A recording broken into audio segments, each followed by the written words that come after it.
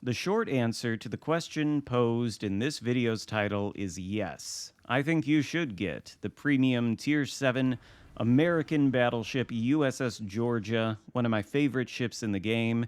It's back in the special section of the store, available for 6,500 drachmas during this August 2024 anniversary update to World of Warships Legends.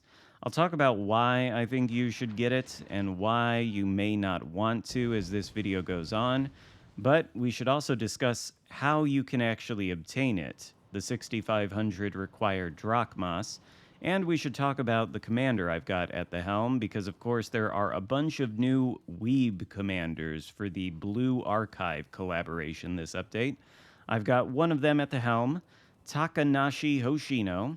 Her base trait reduces main battery reload time by a small percentage. Then on the skill tree, we've got Flammable Cannoneer, Crisscross, Megalomania, Master Mechanic, and Fully Packed. That means you could get 6 heals on your American battleship with this commander. We've only got 5 because we don't have Hoshino ranked up to rank 16 yet.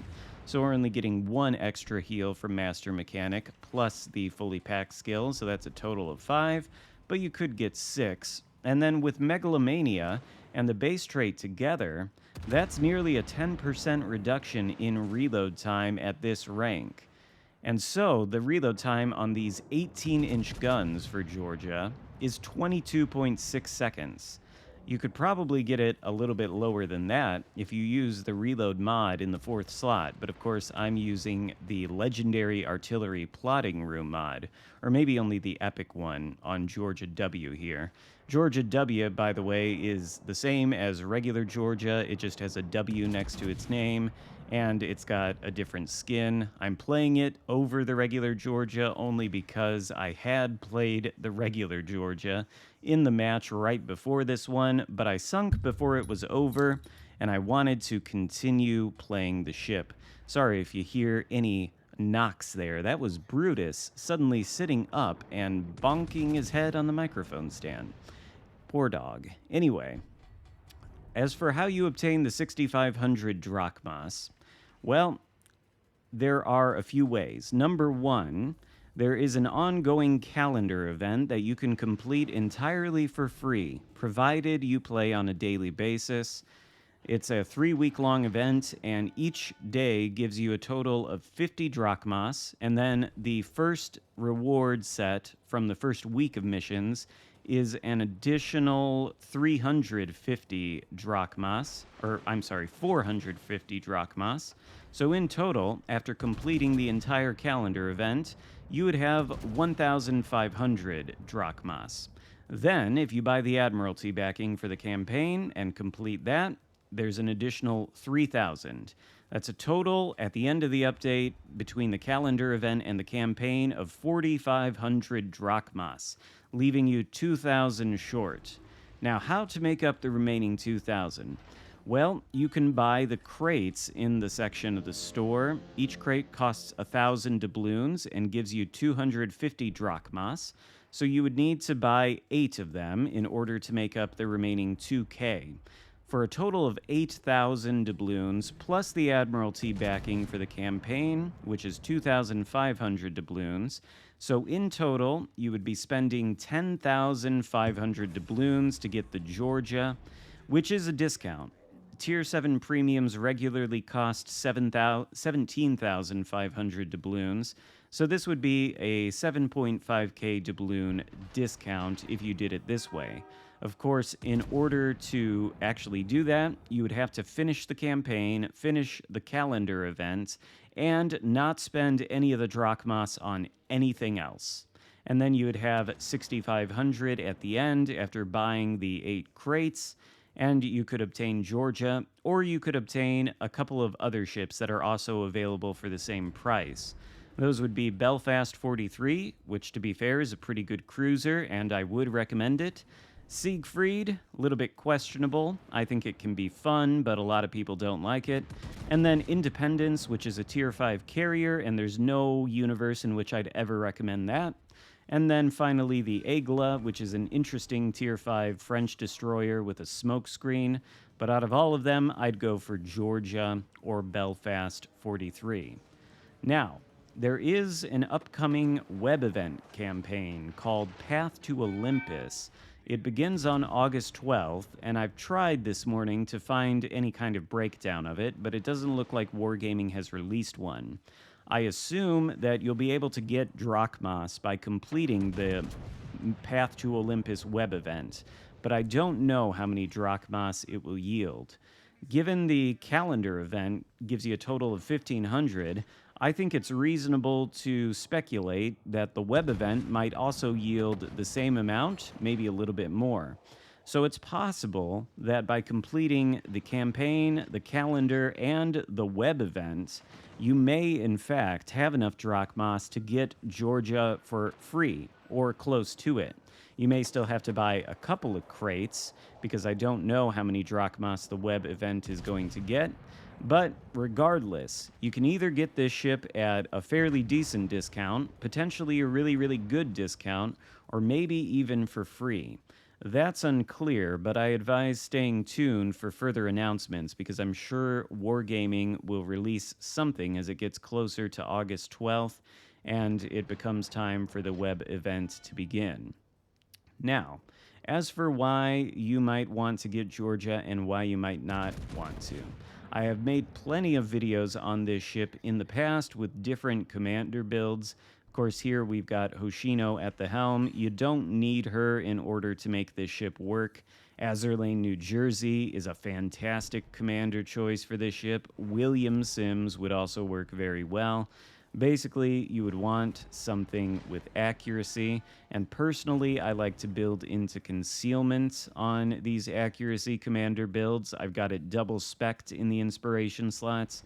We've got Kondo and Azerlane Sovetski Rossiya as inspirations for Hoshino. Those would be the same inspirations I would put on William Sims or Azerlane, New Jersey for this ship.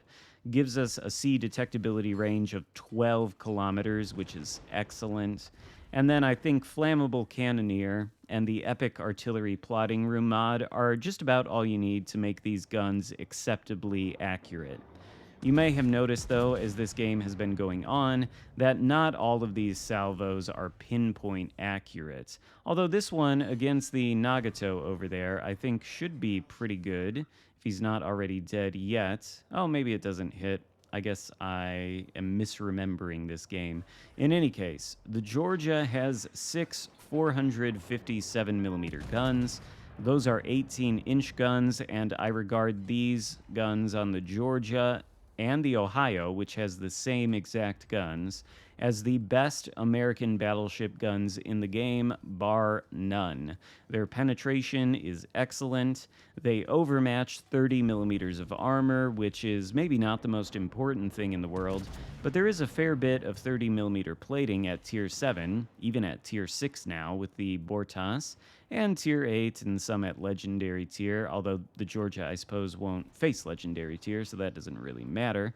But the 30mm overmatch is certainly nice, and then the Alpha Strike on the AP for these guns, completely unmodified by anything, is 15,750, which is the highest base Alpha Strike for any battleship AP in the game, and that means these guns hit harder than even Yamato's guns. They don't have the same overmatch, but they do more damage, and you can buff those damage numbers to astronomical levels with a commander like Azerlane, New Jersey, where I think if you build it right, then these shells will do over 20k for a Citadel, which is absolutely outrageous, and that is primarily the reason I love the Georgia so much, because the guns are so good. And sometimes the accuracy is pinpoint, laser beams, and these shots feel very, very satisfying when you land them on a broadside and dev strike something. On the other hand, there are only 6 guns here. We're not fully spec'd into accuracy because I don't really think that is worth it. You could try that. I think the results will end up being pretty much the same. When these guns hit, it's glorious. When they miss, it could potentially be frustrating. So if you're the kind of battleship player who absolutely cannot stand poor RNG and dispersion, the Georgia may not be for you. But keep in mind, even without this commander and this ridiculous 22-second reload, we do have a shorter reload than you usually would on a Tier 7 battleship, mostly because there are only 6 guns here. I think the regular reload is somewhere around 26 or 27 seconds, which is still pretty fast. The Georgia is not especially well armored, though. The Citadel is very exposed at the waterline. If you give broadside, you can be wrecked very easily by any other battleship. And, well, the superstructure is quite large, so it does eat a lot of damage there. It's not exactly the tankiest ship in the world. You probably don't want to be pushing in too aggressively, especially early on in the game. Later on, as ships go down and there are less enemies to deal with, it might be alright to push in and you could do a little bit of brawling. It does have secondaries for what it's worth. I think they're essentially the Ohio and Massachusetts secondaries, only you can't really build them for any kind of range. The furthest you can extend them, I think, is 7.5 km with a full secondary build, and frankly, that's not worth it. So, building for main guns is the way to go, in my opinion, on the Georgia. And it's also very fast. With this Hoshino lady at the helm, we do have, I think, a little bit of extra speed from somewhere. Maybe not. In any case, we can go near 40 knots with the engine boost activated, which will allow us to reposition on the map very quickly in order to be more effective, as we're kind of doing here. There are 3 battleships left to sink in this game. One of them is the Nebraska on the other side of the map, who I think we've already hit for a really, really good salvo. I don't want to push directly into the Bismarck and the Veneto. Both of them potentially have secondaries that can melt away my HP if I do push into them. And I think we're going to win this game if the 2 destroyers here secure the 2 caps before the time runs out, and if we manage to sink at least one of these battleships. That should be all we need to do to secure the victory here. And I think if I push in this situation and risk sinking, well, that could potentially throw the game. So I'm trying to be careful as this one winds down. In any case, Georgia is one of my favorite ships in the game. I think it's well worth picking up, especially at the discount that you can get. I think the price is fairly worth it. And potentially, if you can get it for free, then that would be great. But you would have to exercise extreme patience. You'll essentially have to wait to the end of the update and gather all the drachmas you possibly can in order to either get the best discount or potentially to get it for free. That may be difficult for impulse control in some cases, but if this ship is something that you really like, I would recommend resisting the urge to spend drachmas on anything else. Get everything you possibly can for free, and then at the end of the update, purchase the USS Georgia. Belfast is also not a bad idea. As for how this game is ending, well, the 3 battleships are still left alive. We did get some pretty good hits on a few of them, but we've taken ourselves behind this island right now. That's okay, even though there's just a little bit over 1 minute left to go in the game. The one battleship out there, which I think is the Bismarck, is on perilously low health, and the destroyer in the Alpha Cap manages to take out the Nebraska there, which puts us almost ahead on points. We have all the cap control though, so we will obtain a lead here shortly. The destroyer in Bravo goes down for reasons unknown to me. Seems like he just sat there and let those battleships push into him, so he's sunk. That puts them ahead of us on points temporarily for this moment, but the Bismarck is about to go down. There's less than 1 minute left to go, and as long as he sinks, we win the game. We've still got, I think, Belfast out here, though, that's kind of playing with fire around the corner of this island. The Bismarck does go down. That puts us ahead on points. It's just Veneto left, and I want to put my ship between Veneto and the Belfast, so hopefully the Veneto will shoot at me. There's a chance that if he sees the Belfast and shoots at it, he'll dev strike it in one salvo, but we can angle against the Veneto, and I guess he's not going to dev strike the Belfast because he fired HE, so that's the game right there. We're going to finish with over 180,000 damage in the Georgia with a high caliber in Confederate medals and 4 citadels. I think this battle, even though I didn't really call out the shots, is a fairly decent representation of the Georgia at its best. We get very good damage numbers at the end. We move all around the map. We get some satisfying broadsides and citadels. We finish with 3,121 base XP, which is a good result, I think, in anybody's book, especially since planes were not involved in this one. And yeah, the Georgia is just a fantastic ship. I love it. Obviously, if you don't have the money to afford it, even at the discount, don't pursue it. It may come back again someday. Frankly, I'm surprised to see it, but I can tell you for sure, if I didn't already have it in my port, this would be the #1 thing I'd be going for. There are other options, of course, including the Borodino. I'll cover that in a later video, and I'll also cover the campaign ship probably tomorrow.